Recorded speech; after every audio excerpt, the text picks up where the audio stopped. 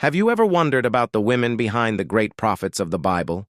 We often hear about the men, their dramatic prophecies, and their courageous stands. But what about their partners, the women who stood by their side?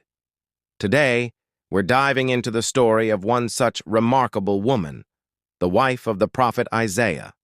She's not just a footnote in his story, she's a prophetess in her own right, and her life offers some powerful lessons for us today. Let's turn to the book of Isaiah, chapter 8, verse 3. Isaiah writes, "Then I went to the prophetess, and she conceived and bore a son." It's a short, simple statement, but it's packed with significance. Notice he doesn't just call her my wife, he calls her the prophetess. This title isn't accidental.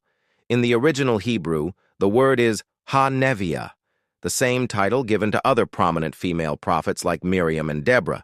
This tells us she held a recognized, respected spiritual office. She wasn't just married to a prophet, she was one herself. Imagine their household.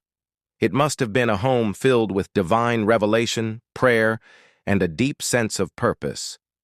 They weren't just a husband and wife, they were a ministry team, partners in proclaiming God's message to the nation of Judah. While Isaiah was the public voice, can you imagine the conversations they had, the prayers they shared? Her spiritual insight and support must have been invaluable to him, especially during a time of great political turmoil and spiritual decline. Their partnership is a beautiful picture of what it means to be equally yoked. They shared a common calling and a united purpose. It reminds us that God's calling isn't just for individuals, it can be for a family. When a husband and wife are both dedicated to serving God, their impact is multiplied. They can support, encourage, and strengthen each other in ways no one else can. Now let's look at their son. In that same passage, God gives Isaiah specific instructions for naming the child Maher-shalal-Hashbaz. It's quite a mouthful, isn't it? It translates to quick to the plunder, swift to the spoil. This wasn't just a quirky name. It was a living, breathing prophecy. The name itself was a message to the kingdom of Judah. It prophesied the imminent invasion and defeat of their enemies, Syria and Israel, by the Assyrian Empire. Think about the faith this required from Isaiah's wife. Every time she called her son, she was declaring a prophecy. Every time someone asked his name, she was proclaiming God's judgment and his sovereign plan. She didn't just give birth to a child, she gave birth to a prophetic sign. Her body, her child, and her family life were all woven into God's grand narrative for his people.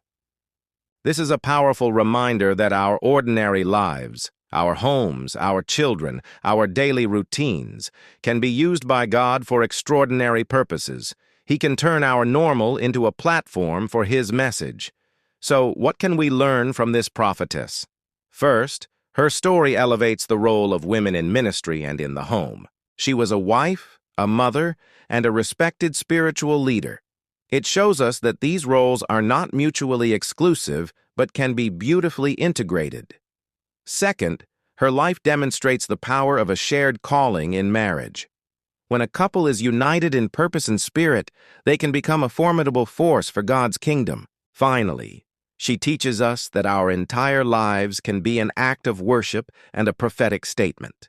The names we give our children, the way we run our households, the words we speak, they can all point people to God.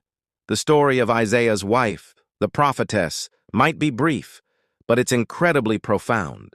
She is a hidden gem in the Old Testament, a powerful example of faith, partnership, and living a life completely surrendered to God's purpose. She reminds us that every person, no matter how briefly they appear in the scriptural narrative, has a vital role to play in God's unfolding story. Thank you so much for joining me today to uncover this inspiring story. If you were blessed by this video, please give it a thumbs up. And don't forget to subscribe and hit that notification bell so you don't miss our next exploration into the fascinating people of the Bible. God bless.